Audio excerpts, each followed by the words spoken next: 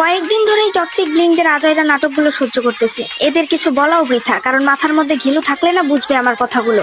তবুও বলি, কারণ রিয়েলিটিটা সবার জানার দরকার আছে। তারপর মানুক না মানুক সেটা তাদের ব্রেনলেস মাথার ব্যাপার।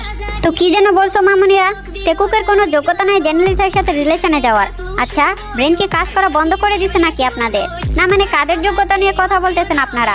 The most handsome man in the world Kim Taehyung and the record creator Jeon Jungkook, like seriously? জাংকুকের 7 সং 80 সপ্তাহ ধরে বিলবোর্ড গ্লোবাল এক্সেল ইউএস চার্টে ছিল, যা সম্পূর্ণ কেপপ একক শিল্পীদের মধ্যে করা একটি record. Standing next to you গানটি বিলবোর্ড হট 100-এ 18 সপ্তাহ ধরে ছিল, যা কোরিয়ান একক শিল্পীদের মধ্যে দীর্ঘতম সময়ের রেকর্ড। তার অ্যালবাম গোল্ডেন বিলবোর্ড 200-এ 18 সপ্তাহ ধরে ছিল, যা কোরিয়ান একক শিল্পীদের মধ্যে দীর্ঘতম সময়ের রেকর্ড। 2024 সালের Billboard year end top artist চার্টে তিনি #60 অবস্থানে ছিলেন, যা তাকে প্রথম এশিয়ান একক শিল্পী হিসেবে এই তালিকায় স্থান করে দিয়েছে। আমাদের Jungkook record create, music and chart performance সব জায়গায় লিসার থেকে এগিয়ে আছে। আর রইল ভিয়ার জেনি।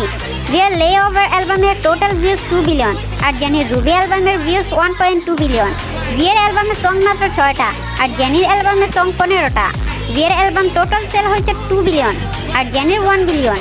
জেনি তার সোলো ক্যারিয়ার শুরু করেছে 2018 সাল থেকে, আর ভি তার 2 বছরের সোলো ক্যারিয়ারে জেনি থেকেও বেশি পপুলার।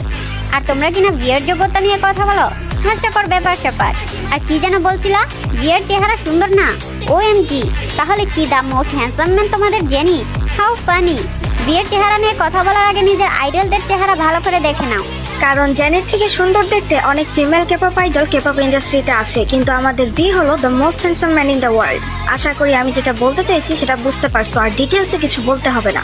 বিটিএসদের সৌন্দর্য আর যোগ্যতা নিয়ে কথা বলার আগে নিজের আইডলদের সৌন্দর্য আর যোগ্যতা যাচাই করে নিও। ধন্যবাদ।